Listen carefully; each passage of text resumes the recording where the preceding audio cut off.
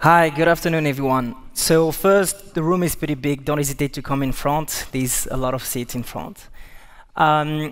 So today, I'm going to present to you how at Mandiant we use intelligence to drive our incident response engagement. And something which is really interesting about that presentation is I'm going to show you a real case scenario where we identified APD39 while investigating a ransomware case. So before starting the presentation, I would just like to do a small disclosure, as we have real cases, that's real data from a real investigation. I needed to redact some of the data to keep the privacy of our customer. Few words about myself. I'm Sylvain Hirsch. I'm from Switzerland. I've done a master's degree in digital forensic at University of Lausanne. I started my career as an incident responder at Mandiant, and I've been working right now for Mandiant for more than 1.5 years within the incident response team based out of Singapore.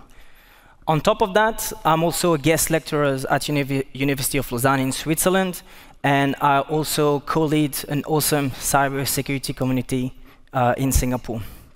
If you don't find me at work or on stage, you'll probably find me on a rugby pitch or traveling somewhere around the world. All right. So today, I would just like everyone to have the same mindset for the presentation. And if you have one takeaway, or actually two takeaways, that's one of them. Absence of evidence is not an evidence of absence. When we conduct incident response, we just try to reconstruct the puzzle. That's what I explained to my niece. We're just trying to reconstruct the puzzle, but sometimes these pieces missing. So it's not because there are pieces missing that these pieces never existed. Obviously, due to time or sometimes anti-forensic technique conducted by threat actors, evidence will disappear. So keep in mind for that presentation that when we conduct incident response, we don't always have all the pieces. This presentation will be divided in 4 sections. I will briefly start with an introduction about cyber defense, then move on to incident response and how we conduct incident response, and I will introduce you to the investigation lifecycle. Then I'm going to explain you intelligence and also explain you how we can conduct incident response with the use of intelligence.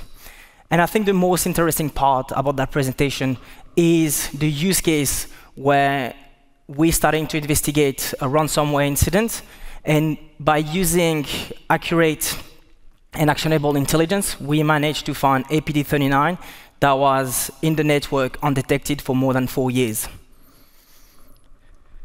So cyber defense. So cyber defense is one of the 4 functions of information security. The purpose of cyber defense is to actively resist to attack and to minimize the impact on the business. I always say that we don't do cyber security for fun. We do cyber security to enable business to run properly and to also protect the confidentiality, the integrity, and the availability of the data. There are 6 functions within the cyber defense domain. Intelligence is the lifeblood of cyber defense, and it feeds most of this function. There's also the detection part that you all know in order to detect cyber incidents. We can also do some hunts on proactive detection using hunting capabilities. Today, we're going mainly to focus on the response part, which contains identification, containment, and eradication of threats. I'm not going to touch the validation part and the command and control function, but it's worth mentioning them. So what is incident response?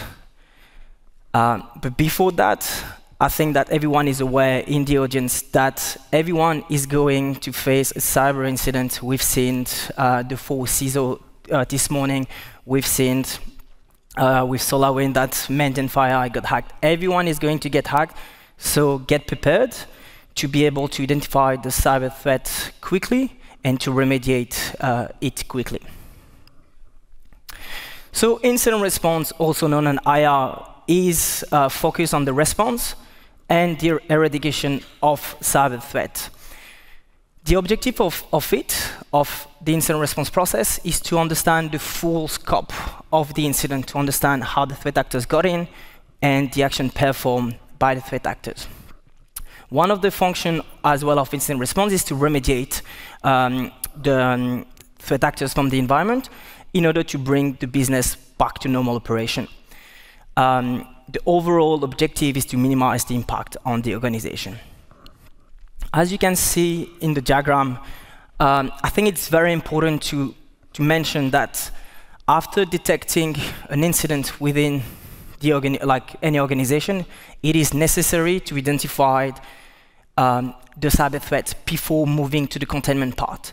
When you deal with advanced threat actors, if you move directly to the eradication phase without understanding the incident, you will tip off the threat actors, and most of the time the threat actors will change its TTPs or conduct some anti-forensic technique. So after detection, identify the scope of the incident before taking some decision. So how do we conduct investigations and what's the life cycle of it? But before going into that, there is some key questions that we try to answer with this investigation life cycle. The key questions are, what's the scope of the incident? How the threat actors got in?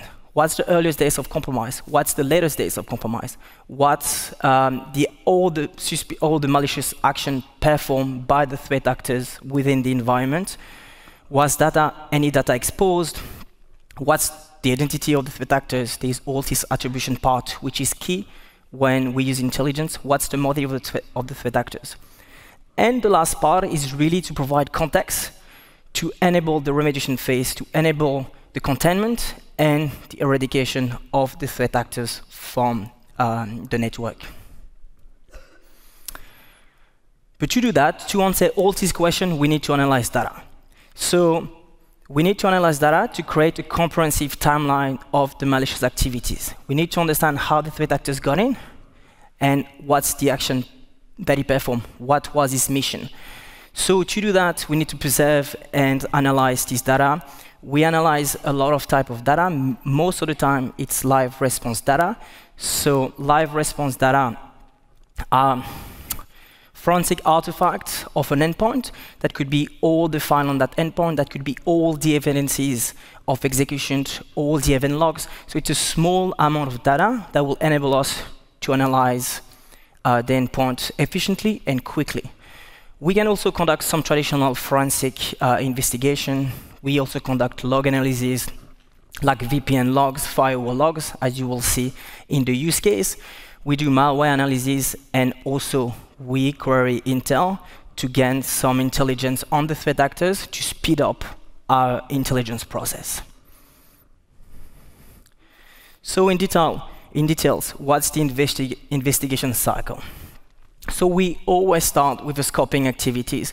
Most of the time, we receive a call from a customer because I work for Mandiant, a consultancy company, but we start with some initial leads. So the customer called us and they inform us that they got hit by whatever. They provide us some initial IOCs, indicator of compromise. They inform us about the system that got impacted, if there is any account that is identified that has been used by the threat actors, etc. Once we got this initial scoping done, we can put in place a strategy to conduct our incident response engagement. And the first step that we're going to conduct is to sweep the environment to identify all the compromised endpoints based on the indicator of compromise that were in the initial leads.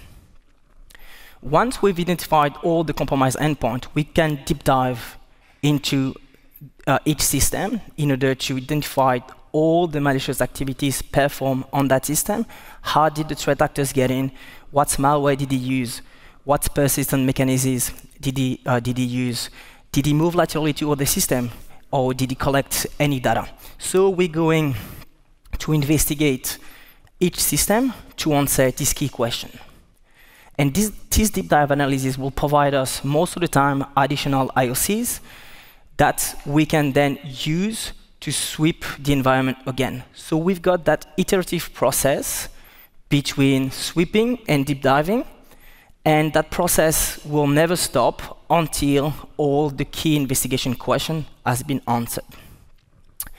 Then, once that phase is completed, we can move on to the eradication and the improvement phase. So the eradication contains three main subtasks, which are the containment, the restoration, and the eradication of the threat actors.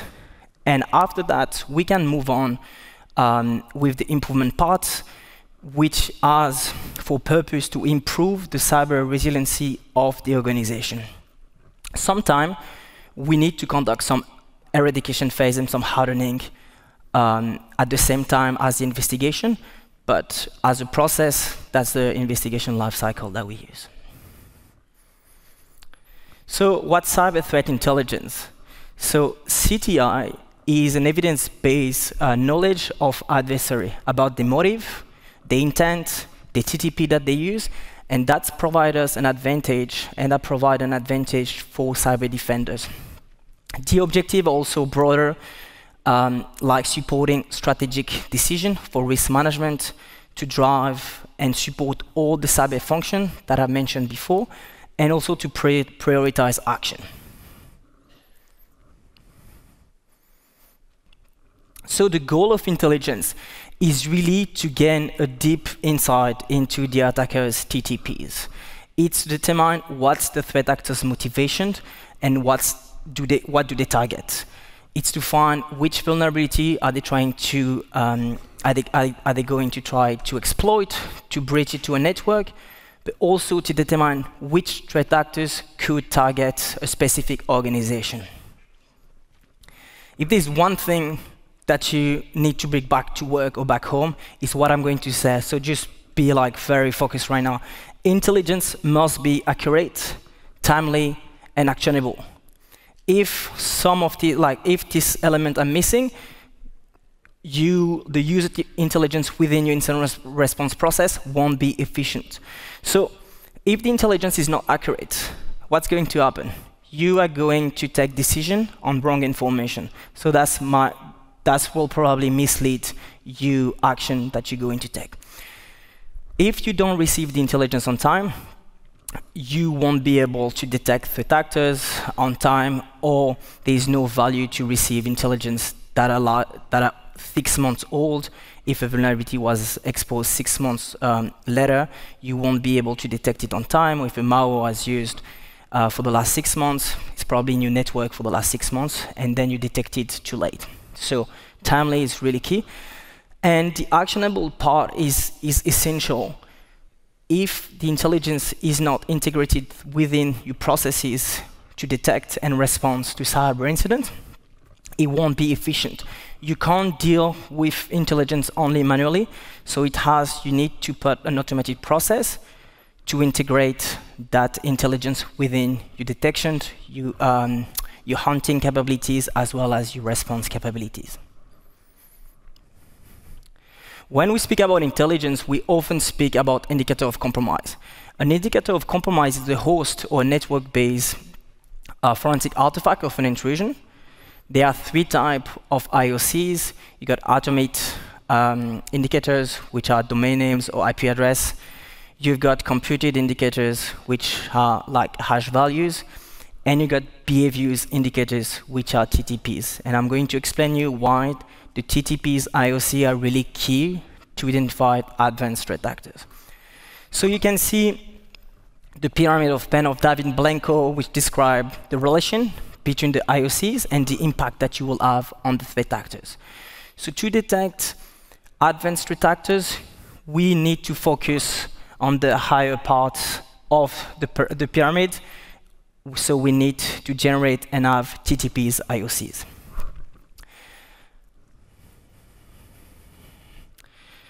So to have the actionable part of this intelligence, we need to be able to codify and structure that intelligence, to integrate it within our processes, and also to be able to share that intelligence with other stakeholders.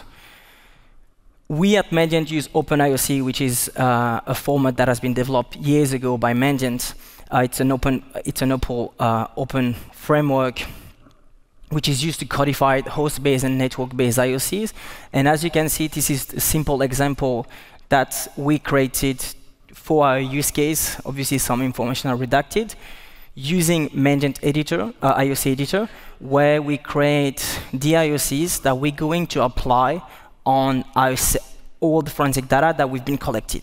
So all the known bad IOCs will be directly identified, and all that process will be automated, and the analyst will just have to go review them, confirm that is not a false positive, and then we can work from that point to create the timeline and to use that IOCs as a pivot point and to do timeline analysis. I'm going to show you that later. So before going to the use case, intelligence drive incident response and why. Intelligence support and guide the investigation with relevant context. And with that relevant context, that will speed up the entire investigation. And we spoke a lot about the speed this morning. We need to be rapid to limit the impact on the organization. Obviously, no one is going to recover from ransomware in 3 days. So if you see those things, that probably have to do a TTX, or you probably explain him that you won't solve a ransomware case in 3 days. It will take way longer. However, with the right processes in place, you can control the threat and then investigating correctly. Intelligence will also increase the efficiency of the investigation and accelerate the identification and the response part.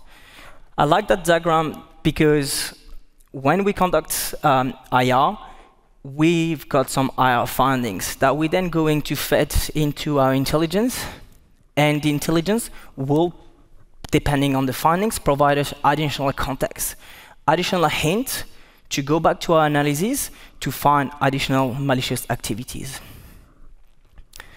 So here's the fun part. How did we identify APT39 while investigating a ransomware case? So I'm going to go through with you the investigation lifecycle and explain you how we managed to find APT39.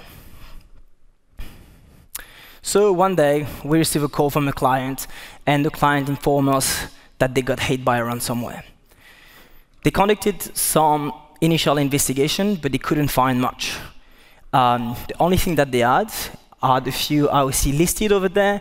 So they've got a ransomware, they've identified the encryptor. Obviously, they've got the hash value of that encryptor. They think that they got hit by Lockbit because the encrypted system, the file on the encrypted system were renamed .lockbit, and they identified an HTA file, which is part of the execution of the ransomware. They don't have much. They look within the intelligence. They don't find anything regarding this encryptor. They look on open source platform. They don't have anything. So that's the initial information. They inform us that they got few compromised system, but that's it. Before diving into the sweeping activities with the known bad IOCs, we did, and we can rely on our intelligence to already gather some information that will speed up our investigation. So the first thing that we did, the client shared with us the hash value of the file. I just quickly looked into Horizon, which is the Mandiant sandbox. And luckily for me, we've already had some information regarding that sample. That sample was collected either by a researcher in the past or by one of my colleagues around the world that performed an incident response engagement with the same version of the malware. So we know that we're dealing with Lockbit version 2. We know the HONK, the threat actor group, HONK 2758, which is using that malware. Regarding the intelligence that we have, we know by checking our intelligence that Lockbit use most of the time a group policy object to spread the malware. They use different protocol to discover and encrypt system. They also clear event logs to make the investigation harder, and they also delete volume shadow copy to delete the local backup and to force a bit more the victim to pay the ransom if they don't have an offline backup somewhere else. On top of that, regarding ONC 2758, we know that they are financially motivated. They know that they often exfiltrate data before deploying the ransomware, so we can expect some data theft and some evidence of data theft. And we know the region that they've been working on, and we've got additional information. On top of that, we've got the TTPs that were used in the past by the threat actor group. So here I've just listed some of the IOCs. We had more.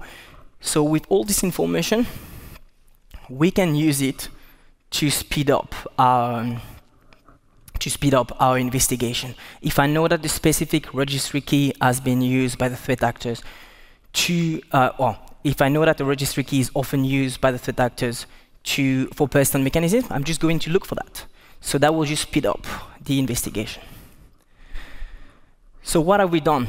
So we've done the scoping part. We've already queried our intelligence. We already have some good knowledge of Logbit. That was my first Logbit case. We got some information about the threat actor group using that malware. So then we sweep the environment with the known bad IOCs. And we've identified 10 systems that are infected by Logbit, or with evidence of Logbit, based on the known bad IOC. On top of that, in the meantime, as it takes time to sweep the environment, we conducted some analyses on the VPN logs. We had some information, thanks to the initial call with the client, that the threat actors might have got in through VPN credential, compromised VPN credential. So we collect the VPN logs, and we quickly identified successful connection for one account for multiple locations. So we found one account has been connecting within the same day from Russia, from Ukraine, from France. So we suspect that account to be that have been compromised, and we potentially have the initial root cause of our incident. So then, after, as I just said before, thanks to the sweeping activities, we identified 10 systems which were encrypted with evidence of threat actors' activities. So at that point, we've got some known bad IOCs. We've got a compromised user account that has been used. And in that case, also some bad practice from the organization. They didn't use MFA for VPN connection. If you don't have MFA for VPN connection, try to implement it as fast as possible, because threat actors rely on that to gain access to your organization. So after identifying this 10 system that got encrypted, we collecting this live response data. So we collecting all the file on the system. We collected all the evidence of compromise, like IMCache, AppCompass, Prefetch. We collected all the logs on the system, the server, the scheduled task. Even if it seems a lot, this is a small subset of data they collected. It's like 2 GB of data for a system that could be 200 GB. On this data that we're collecting, we've applied the known bad IOCs to quickly spot the element that we also already know as bad. And we also applied the TTP's IOCs. What I mean by TTP's IOCs, we look, for example, for executable which has only like 1 character, like a.exe, or 2 characters, or 3 characters. There's not that many binary on Windows with only few characters.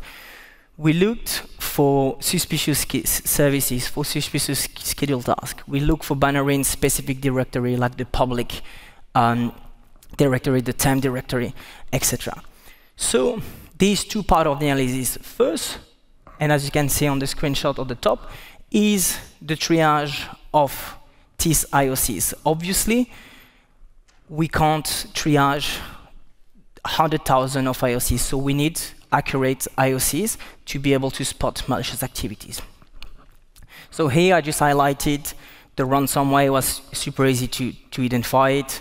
And after that, I can use that as a pivot point. I know when the ransomware has been executed. So what I will do, I will just take what happened before, what happened after.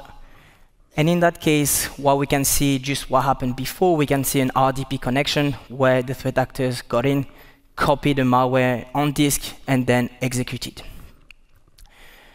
We've also, at that point, we also had a staging directory. So a directory which is used by the threat actors to either copy binary that they're using or to copy the data that they're going to exfiltrate. We also add the account that we've identified as being compromised, so we can look for the activity for that specific account. So by doing that, we created a timeline of analysis, a timeline of malicious activities on each of the 10 endpoints. Something which is pretty interesting, as I told you before, even before the investigation, we had the intelligence that GPOs were used to deploy malware. So one thing that we did, we looked for any unusual GPOs, and we found that the compromised account created 4 GPOs, one to copy the malware, the other one to run the ransomware, and 2 other GPOs. What I mean by that, I'm not interested about the fact that the threat actors use GPO to deploy the malware, but just by the fact that we already had initially that information. So that will just provide us some hint to look for specific information instead of just looking for malicious activities in millions of lines of code of LR. On top of that, as I said, the threat actor group were that threat actor group often steal data before deploying the ransomware, so we can expect some interactive activities and some data theft on the system. We've identified one compromised account thanks to some forensic artifact, in that case, Shellbag, which is a forensic artifact that will show you some interactive action performed by a user. We've identified some data that has been collected by the threat actors, copying the staging directory. And after that, by analyzing the firewall logs, we've identified a large amount of data being exfiltrated to mega.nz.co, which is a cloud service provider often used by threat actors to exfiltrate data. So what do? I've kindly asked the Mandiant intelligence to monitor the dark web to identify if there were any data being sold on the dark web for that specific customer. And the following day, they came back to me and they told me that more than 80 GB of data was identified on the dark web and being sold. Something pretty cool is that by checking the data available on the dark web, or some of them, plus our result from our investigation, the data matched. So there was, that's always cool when everything matched, because sometimes it doesn't, and we need to think what's wrong. So in that case, that was really interesting. But here comes the fun part. How did we identify APD 39? As I said, on every session, we've applied some TTP's IOCs. And by reviewing these TTP's IOCs, like some suspicious schedule task, some suspicious registry key, etc., we've identified a malware in that Windows security directory.